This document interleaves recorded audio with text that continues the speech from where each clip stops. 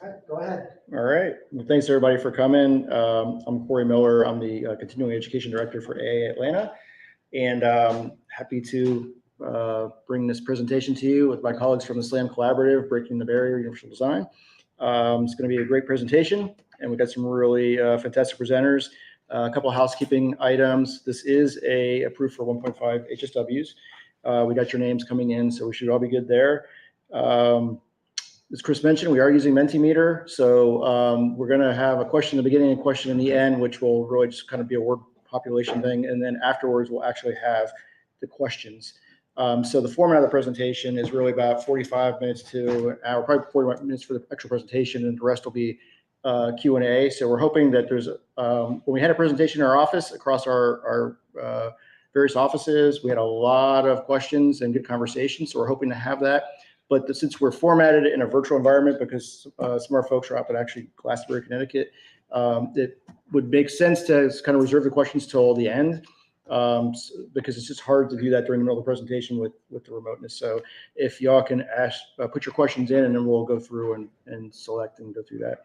And we'll try and get you out here. We're starting a little late. We'll try and get you out by 7. If the conference is still good and people want to stay for a little bit longer, we can do that.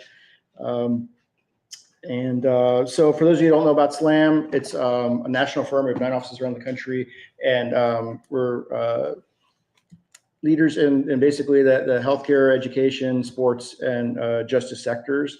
We have our firm, Chris, will you go to the next slide? Or Emily, can you go to the next slide? Yes, keep going. Well, I wanted to introduce the folks. So it's good to have the picture. There we go. So we have 4 presenters, and we have Amy Christmas, who's an associate principal with us. She's been at SLAM for 26 years, and she specializes in academic programming, focusing on K through 12 and higher ed. We have Eliana Lynch, who's an associate principal and interior designer and these folks are all in Glastonbury except for Jacob, who's present. She has 15 years with SLAM, and she's got a specialty in higher ed with a focus on medical education projects. Emily Leland is an associate and interior designer up in our Glastonbury office as well. 9 years at SLAM, and she works in healthcare and medical education design. And Jacob Vatz, who's with us here today out of our Atlanta office, he's been with SLAM for 2 years as an associate. He came over in an acquisition of Huey International, where he worked for 14 years and is a sports designer, programmer, has done quite a few sports projects. So with that, I will turn it over to our team, to Emily, to start off the presentation. Thanks, Corey. So as Corey mentioned, we're going to start off with a Mentimeter to kind of gauge everybody who's listening today to see what your initial understanding of universal design is before we get too far in our presentation. So hopefully you can see on the screen the QR code, and you can scan that with your phone and use the code displayed on the screen and answer the questions that we've posed. That you can see is, what does universal design mean to you? Hopefully a bit of a softball to start us off, and there's no wrong answer. It's what you think it may be, what it means to you, how you've incorporated it into your work, or if you have no idea, say you have no idea, because that's kind of why we're here today, to talk about what universal design is. So you should be able to see the results rolling in, and we can kind of read some of those off. So design to make things accessible, that's a good one. Creating a built environment suited for all, yes, definitely very important. Designing for all, inclusive design, equal access, works for a spectrum of abilities, yes. Inclusivity, yeah. So y'all know what we're here to talk about today. That's great. Those are all, I would say, right. Like I said, no wrong answer. So we can keep letting things roll in for another minute if anybody has anything else they want to contribute. And if not, we can hop back over to the presentation. Okay, so now that we know what you think universal design might be, let's talk about the concrete definitions and terminology. So first, I think it's really important to clear up the difference between accessible design and universal design. Accessible design is pretty much a given, right? Due to legislation, we design according to certain clearances and rules that are usually the minimum requirements to make a space usable by the majority of people. Accessible design tends to focus on people with outward physical limitations, like being in a wheelchair.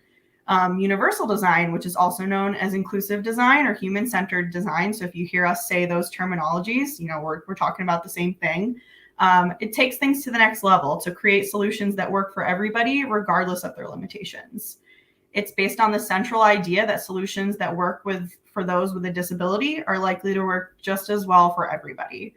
To put it in perspective, let's consider 3 people who are commuting on a crowded, noisy train to work. The first person is hard of hearing. The second person maybe has a really bad ear infection, which is affecting their ability to hear. And the third person just loves to blast their music in their earbuds. All 3 of these people are likely to have a hard time hearing the audio content on the train, what the next stop is, but all for completely different reasons. Accessible design would accommodate the individual who's hard of hearing with basic guidelines, but universal design explores the idea that all of these people can make use of alternate options to audio. Accessibility on its own leaves out a large section of the population who don't have defined or legally recognized disabilities, but who may still have issues interacting with the built environment around them. Inclusive design aims to plan for those diverse situations as described above and create a good solution for everybody. Next slide. So it's really a process-based practice. It's different than accessible design, which focuses on set outcomes. And there's a methodology to approach universal design that's based on the 7 principles that we've listed here. So we can run through them really quickly. The first principle is equitable use. The design is useful and marketable to people with diverse abilities. 2 is flexibility in use. The design accommodates a wide range of individual preferences and abilities.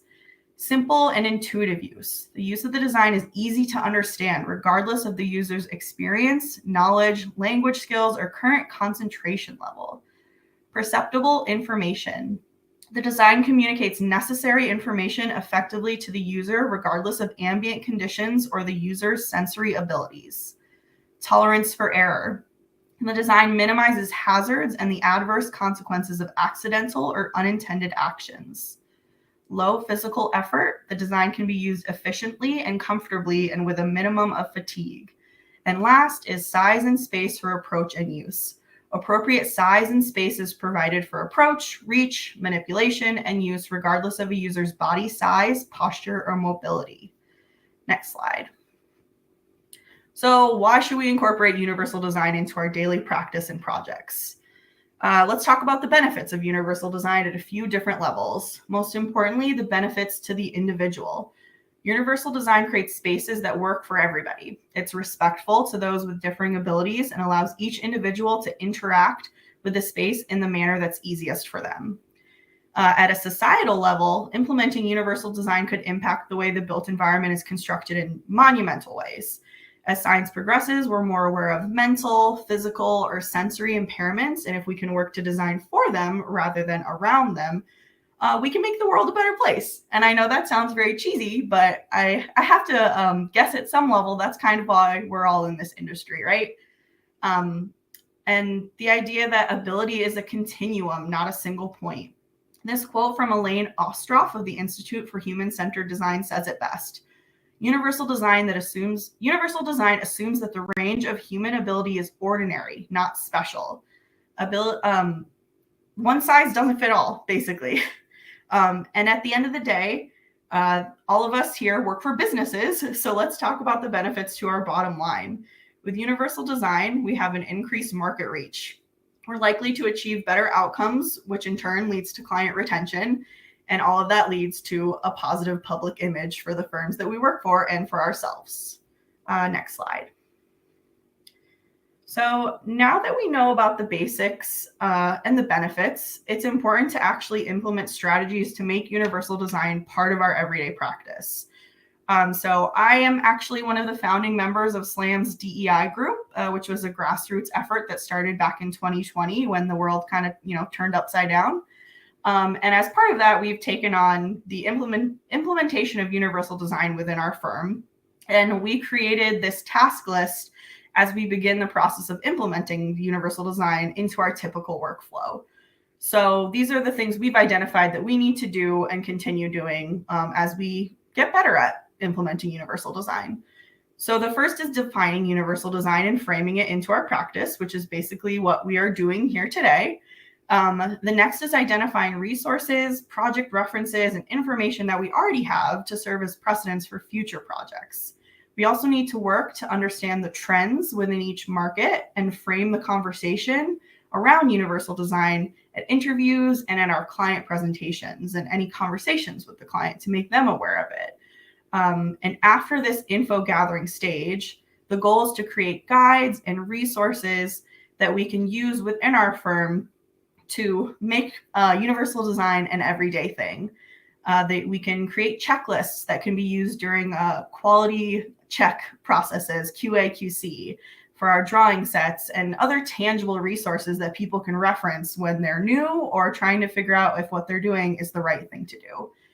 And then once we implement those strategies and have the universal design process well in hand, we can help generate content to share with the industry.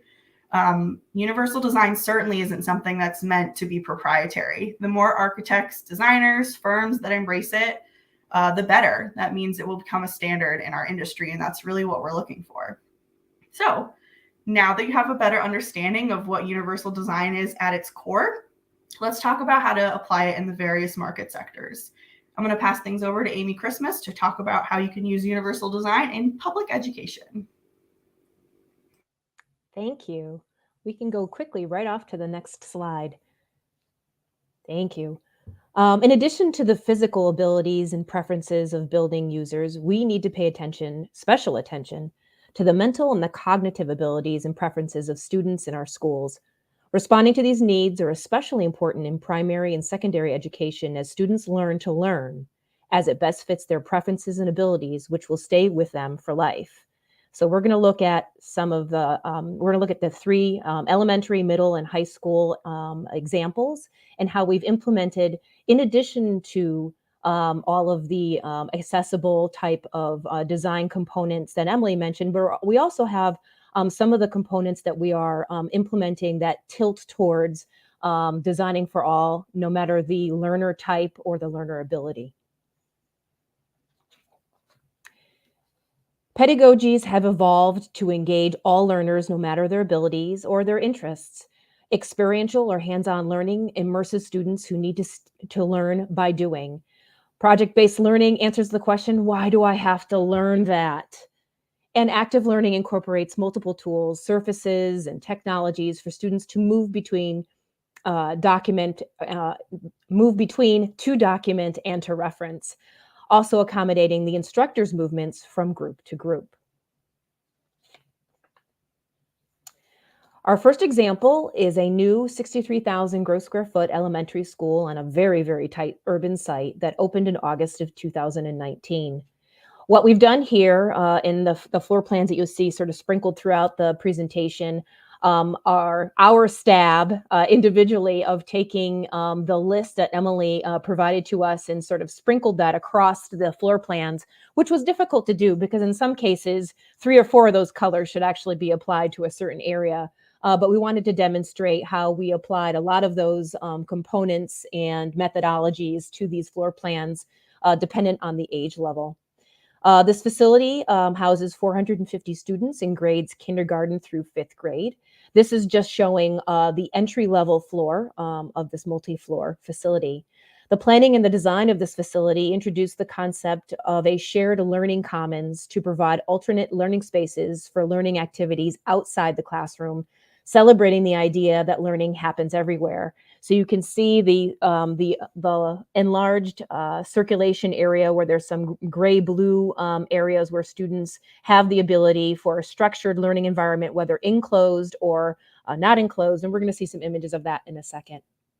The colors in the plan is an attempt to align with the core principles of the universal design to the various elements or environments in the building. However, as I mentioned, there's definitely overlap in many of these areas. An overview of this school shows some of the elements implementing implemented, including color coding vertical circulation for the young learners, flexible furnishings in the corridor, or the learning commons as they refer to it, to foster learning that happens everywhere, and maximizing the use of some environments by making them truly multi-purpose.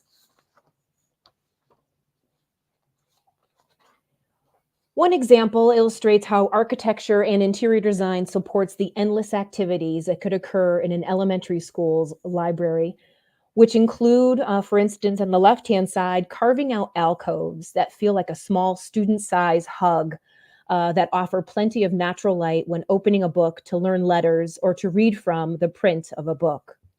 The furnishings are all movable. Note the casters underneath the bookshelves to allow for many arrangements, whether for some individual reading spots or for some group reading.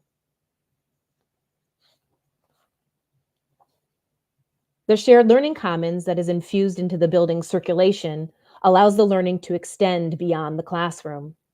If group work is happening in the classroom, a student who is easily distracted can choose to move their work to a seat in the learning commons and work independently. Transparency is deliberate, providing more for the adults to be able to see from one space to another for supervision. As you can see in these images, a lot of the transparency is actually above a student's seated height for that deliberate reason, so that the instructors or the adults can see across into those two spaces for supervision. This minimizes the distraction to the little learners.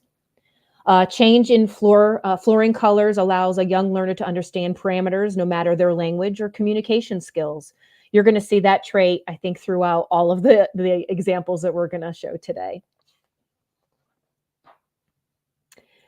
The next example is a consolidated middle school, bringing together two previous schools from opposite sides of town with a building theme of STEAM: science, technology, engineering, art, and math.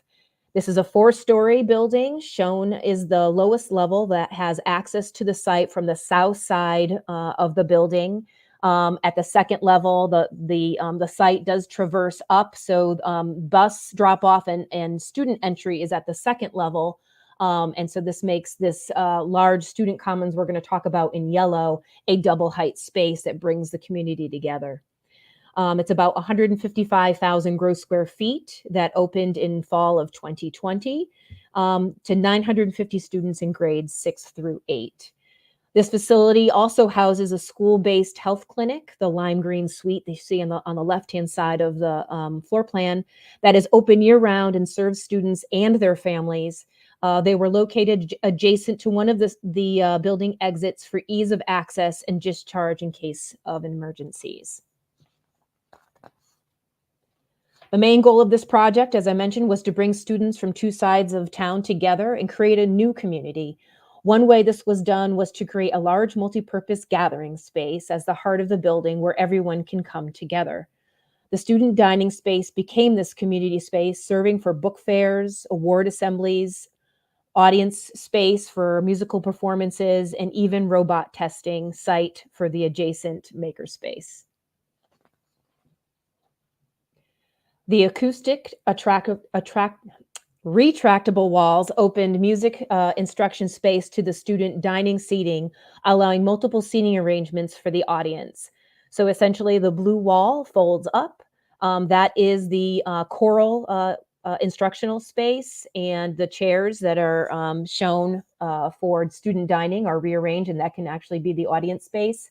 And even beyond, further into that instructional space is another retractable wall that opens up and allows the entire environment within those walls to be used as a flexible black box theater. The student entrance that you see on the right-hand side of the screen greets every student with the inspiring words, "You can change the world," as they start their school day. Again, contrast in the floor colors illustrate where clear corridor paths are versus an entry point to a specific space. Color assists with wayfinding as students move their way up through the building with themes of sea, land, and sky shown here at the elevator lobbies. Providing innovative and discovery space offers opportunity for direct transparent connectivity from the design lab shown through the doors on the left to the build lab. This offers supervision for the instructor as well as easy student transition from one space to the other and back and forth. Students can even take projects out to the patio to work on them in the fresh air.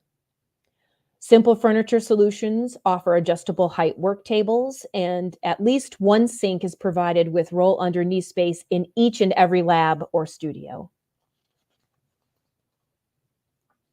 And the last example for our public education component is a new high school facility that consolidates the career technical education pathway spaces into the network of instructional high school spaces at this particular facility, bringing the student body together under one roof.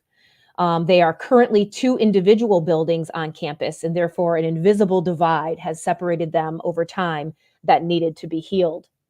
This facility is about 180,000 gross square feet for 755 students in grades 9 through 12.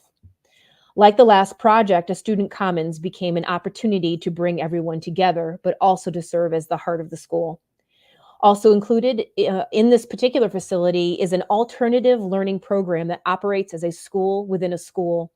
It has a capacity of 60 students that require different space, different pace, structure, and overall environments than the larger facility offers. The secluded suite is located in the blue-gray suite on the right-hand side of the floor plan. Students with sensitivities to large groups or noise can enter in a sequence that bypasses the larger student commons. Essentially, the alternative learning program is created for those students who are not aligning with the typical structure of the grades that are implemented in the high school. They are identified early and they are pulled into and offered this program to allow them additional work, attention, and the smaller classes, a smaller faculty to student ratio, to be able to allow those students a little bit more attention so they can thrive, ultimately getting them back into the regular pace of the grades for graduation. With the heart of the school just inside the entries, both the public entry and the student drop-off, the other big block public spaces were arranged around it, including a studio theater, a gymnasium, you see in green, and a library, which is in the pink on the right.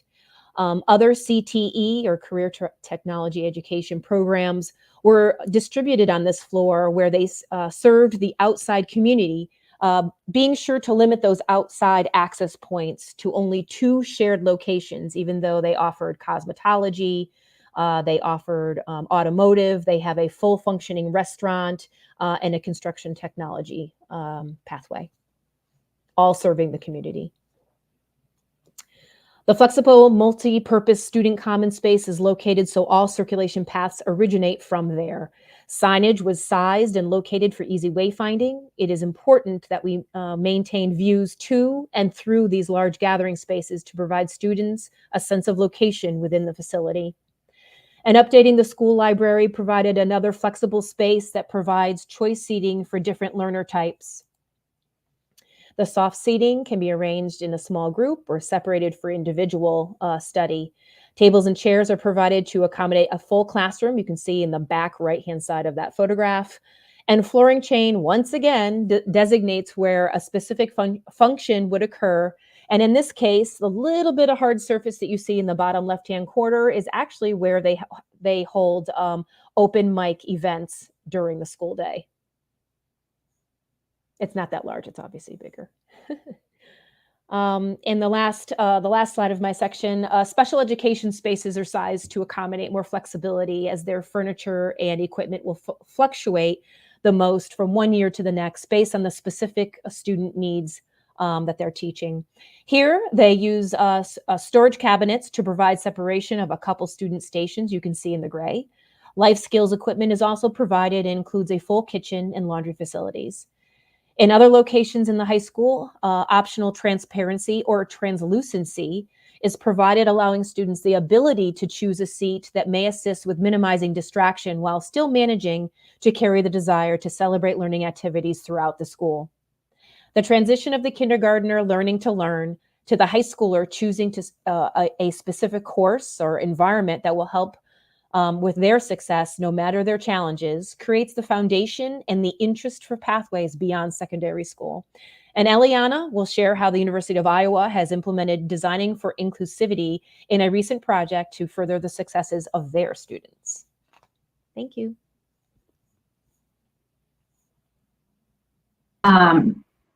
Of university buildings is to foster intellectual and creative growth. Although we design physical spaces, we're actually designing the intangible educational experience, and the physical environment needs to be seamless to allow that education to be successful. The University of Iowa really wanted to embrace universal design and be the first health sciences facility in the country to completely embrace this in the construction and design of the building. And they tasked our design team to examine all facets of universal design. We actually use the university's MAPS program, which is known as the Measuring Accessibility Points Plan and Standards. It's a checklist designed by University of Iowa's Facilities Accessibility Coordinator. The checklist includes 162 standards, and ultimately the design team added an additional 42 standards, and consequently we attained Emerald MAPS status, the highest MAPS level you can achieve on their campus buildings. And this is just a quote from their dean. The new College of Pharmacy building exudes a spirit of community with a commitment to inclusivity. The building features universal design, the design and composition of an environment to be assessed, understood, and used to the greatest extent possible by all people, regardless of their age, size, ability, or disability. And it is the first health sciences educational facility in the US that embraced universal design since its inception. So going back to those key concepts and principles of universal design, again, like Amy had done for the K through 12 projects, here is just an example of our first floor plan, and where color coded, you can see that how those different principles were applied, and this was carried throughout the building. If we start from the main entry, some of the elements enforcing universal design were applied, including a snow melt system at building entrances. We again have minimal thresholds for hazard-free transitions, and that's both at the entry points as well as into all the enclosed spaces, classrooms, office spaces throughout the building. The exterior grassy area you see in the photo was conveniently located on an accessible route for service animal use. Evacuation chairs are provided in stairwells, and all building entrances are wheelchair accessible. Again, like we saw in some of those K through 12 images, color also comes to play when we talk about wayfinding, and I'll get to that in a second. But in terms of wayfinding, room signage, size, and color was designed for legibility. Gender neutral bathroom is provided on the main floor, and restrooms are designed without entry doors. Every floor is accented with its own designated color, and the elevator opens on both sides of each floor to allow someone who uses a wheelchair to enter and exit without having to turn around. And floor patterns indicate wayfinding through color contrast. And our floor pattern design, as you see here, in addition to the color contrast, it's also we use it to highlight main entry points into the different programmatic spaces in the building. So you'll see that in some images of our active learning classrooms and teaching spaces, as well as this image here on the bottom right is an entry into the office suite and dry labs spaces. These are two images of the pre-function lobby when you first come into the building, and one of the study lounges. But anywhere there was a grouping of seating, the furniture was specified to have varying heights in lounge and study areas, and open clearance under tables. This is the flat floor large active learning classroom on the main level. Again, here floor pattern density in contrasting color indicates wayfinding at major entrances. We had large overhead doors that easily adapt the space for multiple functions, from 60-person classroom to 120-seat presentation, and also can accommodate overflow of visitors from the pre-function lobby area just beyond this photo. And again, minimum thresholds for hazard-free transitions, even when we're transitioning between carpet and a resilient flooring in this case. And here's some views of inside of that active learning classroom. All the large classrooms and lecture halls and auditoriums are wider than they are deep. Chairs and work surfaces are height adjustable and accommodate left and right hand users. We had induction hearing loops incorporated into the AV system so that all spaces can have mics and speakers. And outlets and other objects that are normally closer to the floor are located at a consistent height of 24 inches above the floor for easier access. In our team-based learning, or our TBL classroom, placement of wheelchair spaces is flexible and not relegated to one specific location in the room. Classrooms were designed to accommodate multiple functions, teaching, and work styles, similar to what Amy had depicted earlier in the K through 12 sector. We had a height adjustable lecterns in the teaching spaces and extra large screens for enhanced legibility in the space. In the pharmacy practice lab, we customized the millwork. So in this case, we had custom drop-down tables, as you can see in the image on the right, that were designed for safe single-handed operation. At least one height adjustable work surface is provided in all the labs. And sliding doors maintain ample open floor area. And then again, wall bases are color contrasting to the floor for enhanced visibility. At the School of Pharmacy, when you enter the program, you're associated to a specific community of your peers, and the thought is that you will progress through the program with that group. And each of these communities are identified by a name and as well as a color. So we took that and we brought that into the physical space. So each of these areas are identified by color, and at the same time, it also helps with wayfinding in the building. The kitchen and kitchenettes are accessible. There's extra turning radii, which is standard throughout.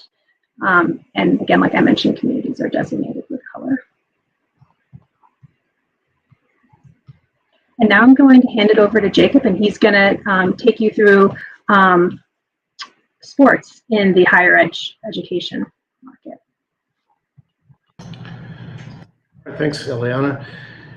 So this last section, we're going to talk about universal design in college athletics, and we're going to focus in the beginning on 50 years of Title IX, benchmark that we hit this year. And there's been enormous progress in Title IX, but there's still a lot left to accomplish there.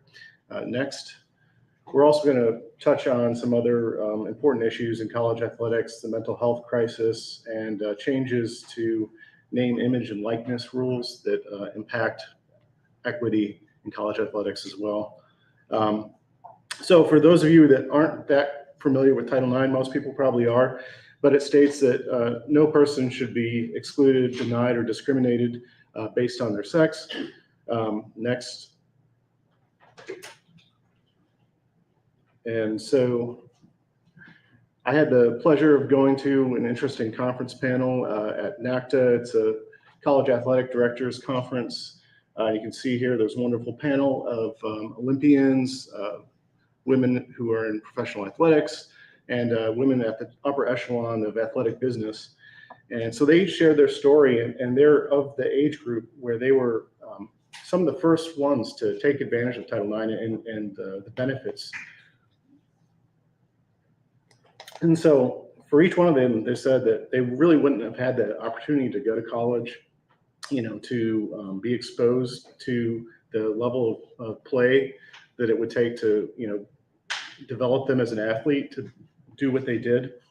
And you can see that, the graphs on the side, when in the 70s, before this started, there was a meager amount of women in high school that had the ability to participate in sports, and now, it's, almost 43%. So, it's come a long way. And in the same way in college, there's just a wellspring of participation that's been made available. And with that comes scholarships and, opportunity. And some of the women, especially the moderator who works in the business world, was saying, it's no small, common occurrence that when women started to break through into male-dominated fields of practice, it really tracks right along with when athletic scholarship, started to become made available to women in athletics. And so, those things kind of happened along a similar timeline. It's really pretty interesting. Next. So now we're going to talk a little bit about some of the things that are still yet to do. As you might imagine, Black, Indigenous, people of color are still lagging behind. Even when there's been advances made in equity. And, if you look at college enrollment, almost 60% of college enrollment is women. And women only make up about 40% of college athletics. So you can see it's almost like a reversal. And then as well, when you look at the coaching, it used to be that 90% of women's sports were coached by women. Now it's actually only 40-odd%.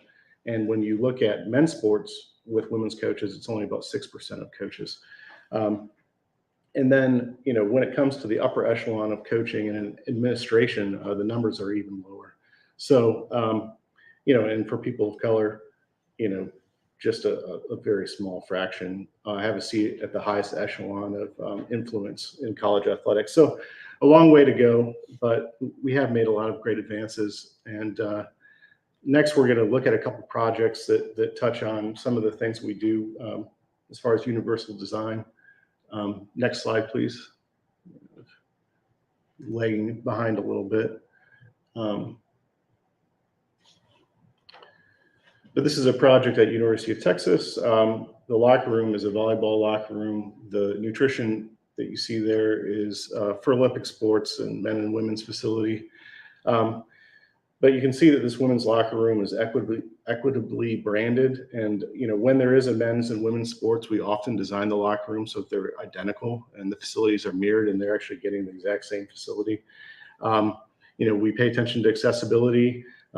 College athletes get injured, and they're in a wheelchair or they're on crutches. And so we need to make sure that the spaces respond to that. Locker rooms often have an accessible locker incorporated. And then as far as access and reach and ergonomics, we deal with a lot of different kinds of athletes and they have different body types. A female basketball player is not the same as a tennis player or a field hockey player. And so the lockers are different, the equipment's different. And, we adjust the heights and size of the components to meet the athlete. Next. The next facility that we're going to talk about is really kind of focuses on some of the trends within college athletics. It's the wellness, mental health, nutrition, and NIL. So these are facilities, student athlete success facilities, or sometimes they're, a collection of other student athlete services. And so this facility at Arkansas, it has a training table, which is a dining hall that's specific for athletes, that's run by their nutrition department. It has a wellness group, it has a continuing education and a life skills group, and it has tutoring and academic spaces. So one thing that I hear from coaches when I talk to a variety of different kinds of coaches is, just being able to demonstrate to younger athletes that proper eating habits will rocket you to the height of your success is really helpful when people have eating disorders or have reluctance to, be disciplined about what they're eating. In college athletics, before this facility was built, they were only allowed to feed one meal a day to students. And so you had a lot of poor people who were, eating at McDonald's or, eating ramen noodles when they're athletes. And obviously that doesn't fuel you to be, to be your best. So, this facility really allows schools to provide the proper nutrition, guide people, provide, examples of what, performance looks like when it comes to nutrition. In the same way, there's a lot of camaraderie around academics and studying that can happen in this facility. It's not just, the back of a long corridor where you go and you have to do your, tutorials and your mandatory freshman study hall for athletes. It's really a home for student athletes, and they come and they have a social life here. And there's, casual study areas, there's seminar rooms, there's classrooms, there's a, small, medium, large tutor rooms.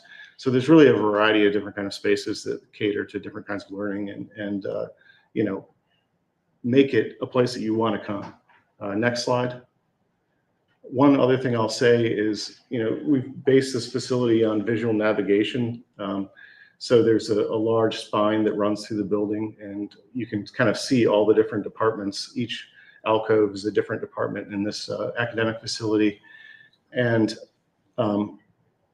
wellness is one of those. And a really great thing that's happening generationally is that people are more apt to go out and seek mental health services and talk to a therapist, talk to their friends, be open about their struggles. And really, by putting those services next to nutrition, next to academics at the front of the house, it destigmatizes it and normalizes it, and people feel, not like they're being called out when they go to these facilities, like, that person needs help or that person's, crazy, or, it's really a normal thing. Everybody participates in it, and it's something that really is beneficial to student athletes. Next.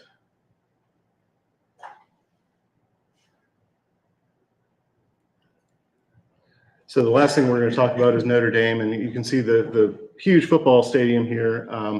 This is a SLAM project. We did the three appendages you see on the front and the two sides, the towers there. This is called the Campus Crossroads Project. And, football is often what people point to when they say, well, college sports is crazy and inequitable, and, look at all the money they're spending here.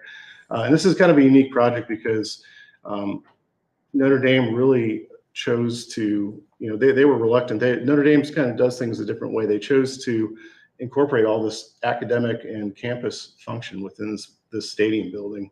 And so these towers are much larger than what you usually see built around the stadium. And so they house, recreation, they house Fighting Irish Media program. That's kind of their broadcast television and radio media program, and there's also several humanity programs that are part of this facility. So it's a really interesting facility. Next.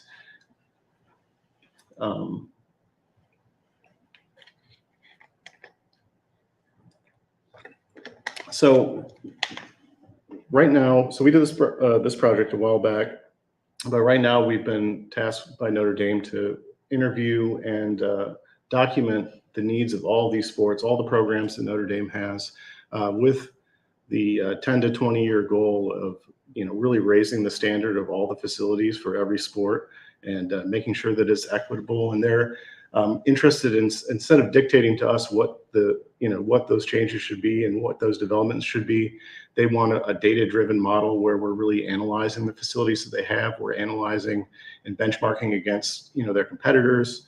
And we're using a scoring table to score the facilities and, show the pain points where people really have horrible facilities and need investment, so that they can do that over time, and they can really raise the bar for all their programs and compete at the upper echelon of every program that they have.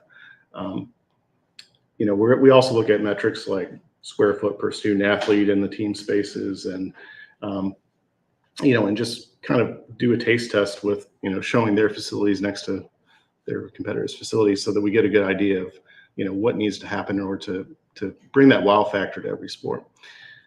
Next, and that's the end of my section. So we'll do a Q&A now. I think there's one. Thanks. I think we're going to, yeah.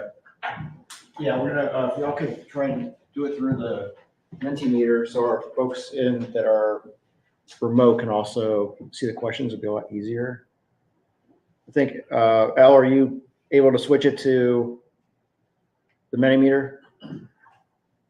No, there's those, I guess people can submit their questions through the same.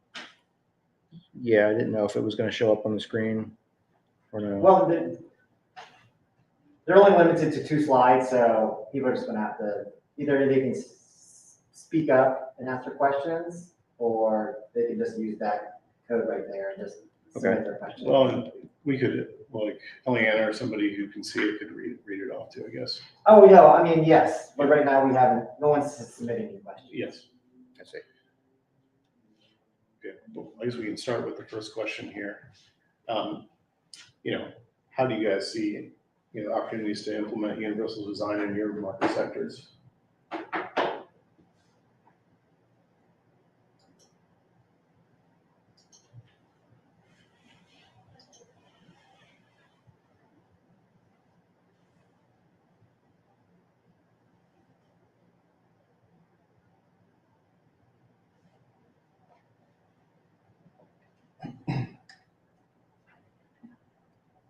Or if anyone has a question they just want to ask of our panelists, they can do that as well.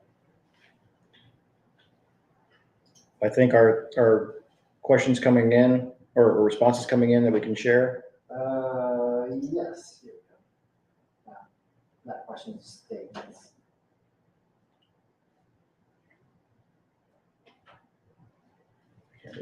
Let's go over here. Yeah, that's kind of what brought my laptop up here.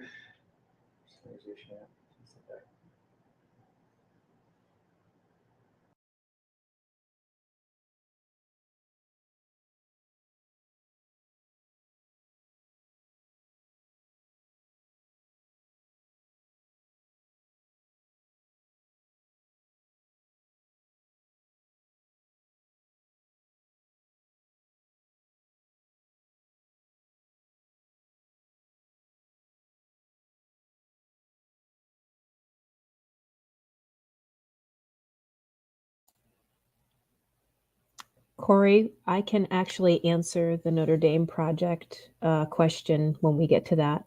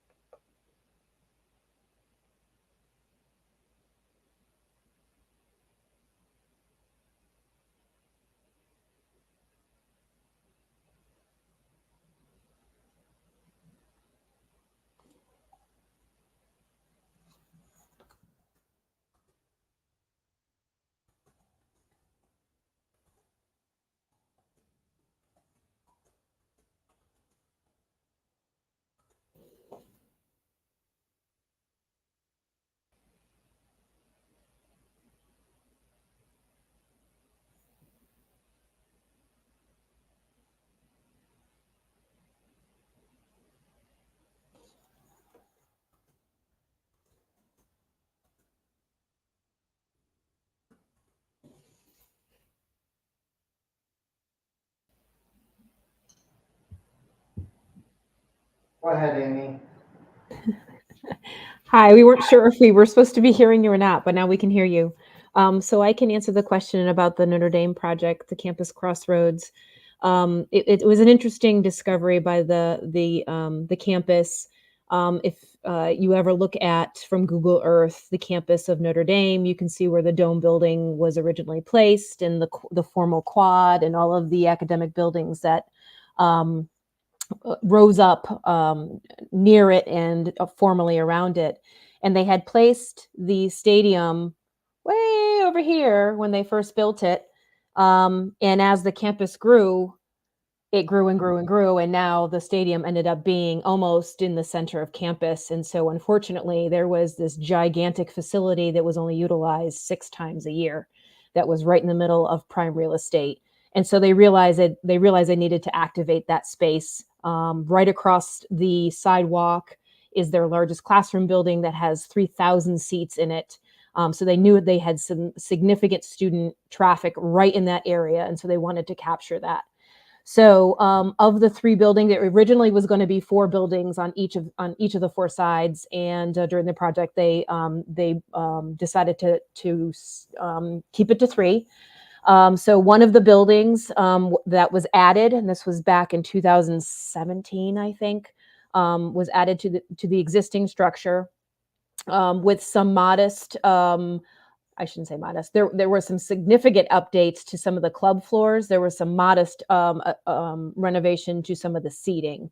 But the first building, which is on the left-hand side of the image that was up, is mostly student center. So their radio station, and they have basketball courts. They have an indoor track, and that space, and some restaurants and that sort of thing. That is directly opposite the sidewalk of that classroom building. So to be able to allow students to come up, and it is large enough on multi-floors to be able to accept that many students right adjacent to them. The building at the south end of the stadium houses their sacred music program. And the building that was on the right-hand side, if anyone is familiar with the University of Notre Dame, Touchdown Jesus is at the far end there. And they were that is why they decided to keep to 3 buildings and not build a 4th, because it would have blocked Touchdown Jesus. So the building on the right-hand side actually houses the video and communications program that Jacob mentioned, as well as their psychology department and their anthropology department. So they actually have researchers in that building on the right-hand side that actually see human subjects, and they come into the building. We were able to capitalize on all of the parking that happened to be right nearby for folks, their human subjects, to be able to find their way pretty quickly into that facility for when they do research. So I hope that answered the question that was asked.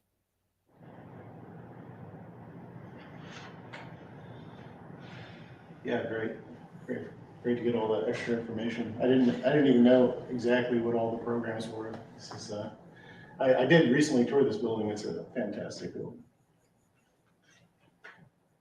It was big. Yeah, it's massive. Mm-hmm. You could see the dome on the left. You could see where the stadium. So back when the dome was built, this the stadium, what they thought was out in the field, and there was nothing near here. But as the campus grew, it became pretty important real estate. Mm-hmm. Ganesh? Yeah. So in the same university, in this facility, you had the mental health facility right now, space to right by the entrance or right by the other front office type of facilities. Was it did SLAM do the program for that, or was the program provided to you to look at the proximity of those things, or how does it work? Yeah, we programmed this facility. So we met with each department that was going to be a user of the building, and we questioned them, and we came up with the program, and that was one thing that they requested. They told us there's literally a need for this. There's a desire. People are coming to us and asking to add more counselors. There's really like an untapped market need for this. So. And we want it to be something that's engaged with all these other student services, not, previously they were, I think, 1 or 2 offices, like 1 permanent office and 1 like part-time office at another facility on campus that had, student services. And this is specifically for athletes. And so, they actually have come up with like a regular scheduling for most of the student athletes.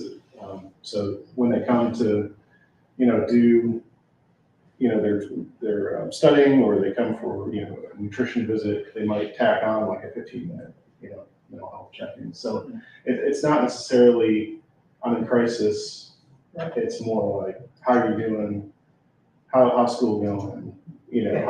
How are you meeting your goals? What was that? You played a great game last night. It's kind of, just creating real relationships that bolster mental health.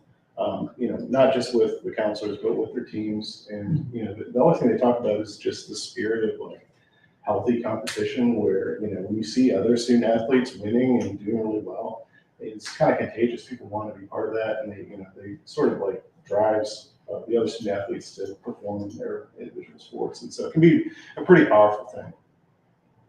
There's, I think, like maybe 700 athletes that use this facility. So quite a few people. And So, by the same token, did you have that similar programmatic control in the high school, for instance, where you had, you could dictate where the special needs classrooms could be kind of sprinkled around so that for greater equity, etc. Or typically in high schools and middle schools, you have a wing of only the special needs classrooms, which adds to the isolation, etc. So, Amy, did you hear the question? I didn't hear the question. The question was in like K through 12, for instance, special needs. Do you find that the client, and tell me if I'm saying this wrong, that the client dictates to you where these go, or do we have leeway to kind of work with them to kind of sprinkle it around to make it more, less hidden away, tucked away as one area of the building? For special education programs specifically? Yes. That's interesting. It depends on the district. It depends on also the state. So it's part of the conversation, I guess. I don't think there's one hard, fast rule. Special education spaces have evolved probably the most in the past 10 or 15 years than any other space that I've probably had to put into any of the buildings that we do. It came from retrieving, offices that were found in cubby holes under stairs into facilities where we're actually implementing full simulated apartments in some of our high schools for students to be able to learn how to make themselves a nutritional meal, make beds and that kind of thing, normal housework. And so it's a conversation that we need to have. We have that conversation specifically at the district level with those the folks who are writing the curriculum, that are the directors of the special services for the entire district, to make sure that we're serving the students as they progress through all of the levels of education. And because we want to make sure that the students are familiar as best they can be from one facility to the next. The state, depending on what state you work in, also has something to say about it as well. So we need to listen to what they have to say. We're finding that having them distributed makes a lot of sense, so students don't have to traverse very far, but we're also realizing that there are different levels of special education spaces. So in some cases, we have those spaces where students who are profound and do not have a lot of mobility and that sort of thing. And so they're in a specific room, probably the majority of the day, where we have other students who are on the opposite end of the spectrum who receive services but go from class to class to class. So we have to be able to accommodate both students and everybody in between. So I think the answer is, in some cases they're tucked away, a lot of cases they're near an entry, other cases they're near spaces like the gymnasium, so they have the ability to go and be able to participate in some kind of physical activity as best they can. But in other cases, we want to be able to be in locations where students can be pulled out of a class for a tutoring session or a testing session, but then go back to class as soon as possible. So we're seeing a mixture of those things, but the conversations, I think, needs to happen at the district. Thanks, Amy. That was George, a really long answer. I'm sorry. No, Thank you. that Perfect. was insightful. That was interesting. George, I know you had a question. Yeah, I was gonna comment on seeing those diagrams that you had posted, K through 12 and then going into higher ed, about how you have kind of this programmatic checklist of how these spaces are created and how they relate to one another. And I guess maybe this is kind of like a piggyback question off of what we've just been talking about. But I've noticed that learning and having like a natural lighting or an outdoor kind of scenario, especially for younger kids, how that really relates to each other. And I'm wondering, because it's interesting also in sports, you would have sports psychology or some sort of mental health also connected to nutrition, which also makes sense.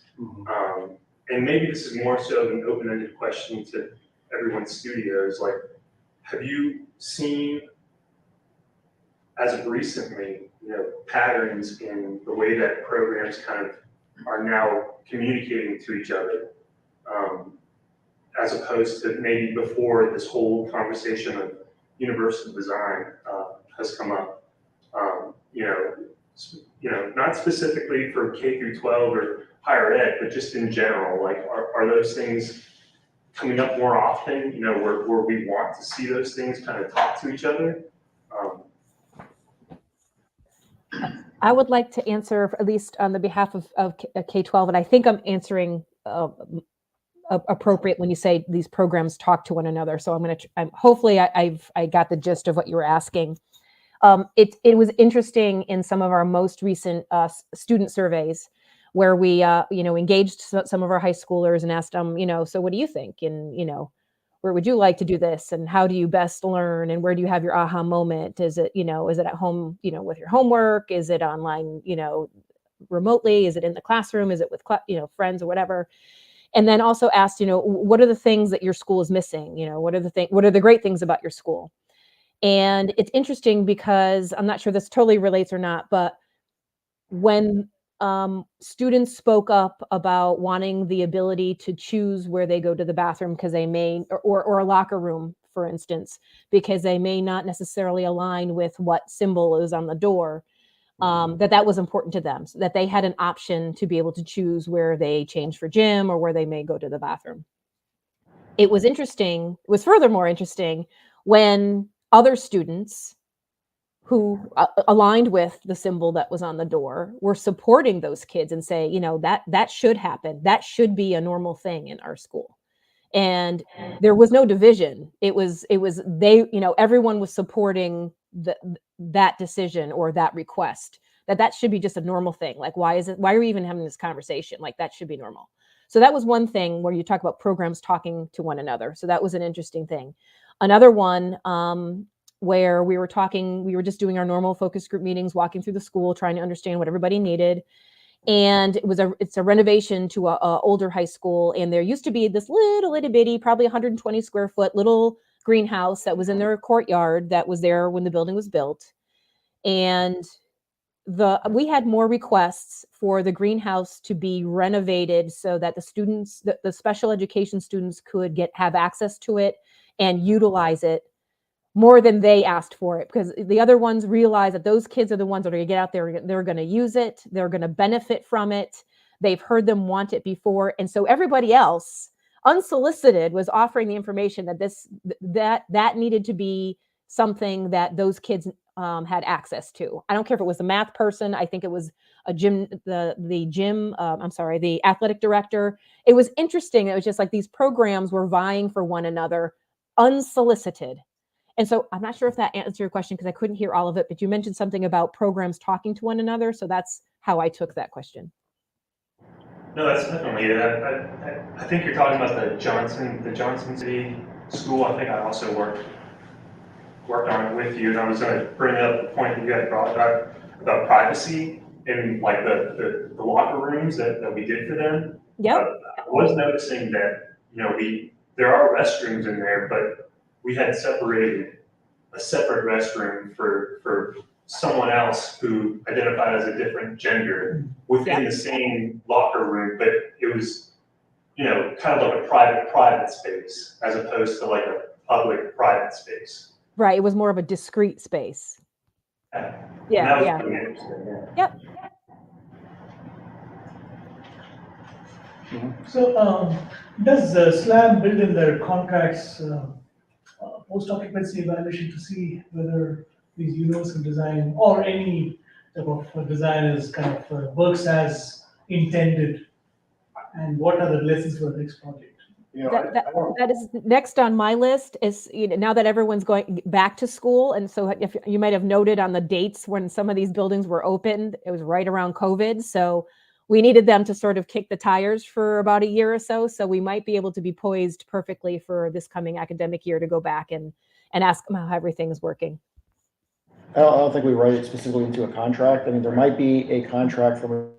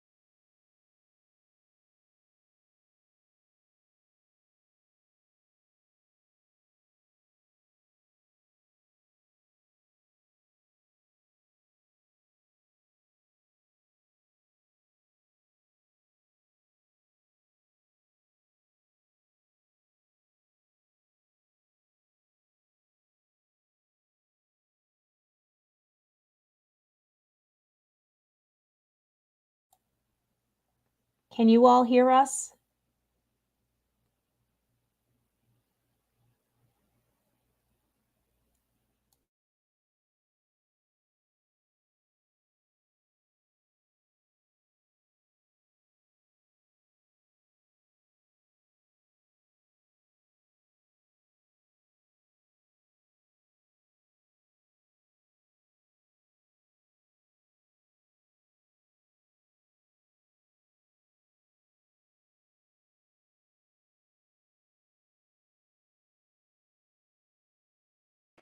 Offline. They lost Wi-Fi. What happened? They're offline now because they lost their Wi-Fi connection.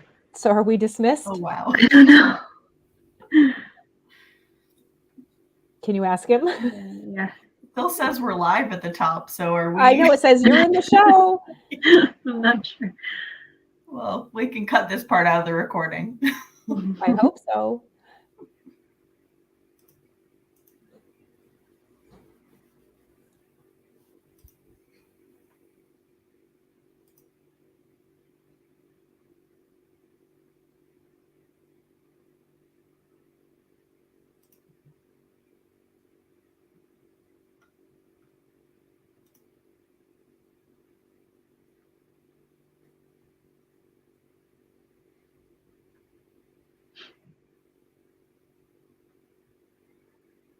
Well, there weren't any other questions in the Mentimeter anyway, so. Oh, he's messaging me now. Hang on.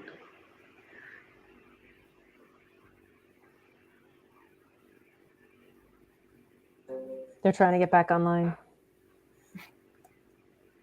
Said hang up. Thanks. What? Yeah, I think we're all set. Well, great job, everyone. Good job, ladies. Okay. All I'll be right. messaging something. Hold on. So who owns this recording? They do, the Oh, they AIA? lost the lights too. Oh, no. Yeah, so they're done. Okay. Okay. So who owns Okay. this recording? Do you know? I think it's Maybe Chris. Chris from AIA. Yeah. Yeah. Okay. Can you be sure they edit out the recording as we have been talking to each other about whether you guys.